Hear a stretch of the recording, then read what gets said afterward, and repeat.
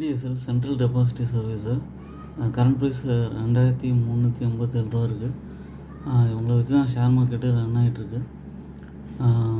மெயினாக வந்து பார்த்திங்கன்னா புக் வேல்யூ 140, மார்க்கெட் கேபிட்டல் வந்து 24,000 கோடி இருக்குது. டிவிடெண்ட் ரேட்டில் 0.61% தராங்க. ரிட்டர்ன் ஆன் ஈக்விட்டி வந்து 31.3%. இப்போ பார்த்திங்கன்னா நல்ல ஒரு பிரேக் அவுட் ஆகிருக்கு. சைட் வைஸில் போயிட்டு இருந்தது ரொம்ப நாளாக. ஒரு 1,600 அந்த ரேஞ்சிலேருந்து 2,000 வரைக்கும் போச்சு. இப்போ மறுபடியும் ஒரு பிரேக் அவுட் ஆகி 2,400 போயிருக்கு. இது கண்டிப்பாக வந்து இங்கேருந்து ஒரு 2,500 2,400 போக வாய்ப்பு இருக்குது.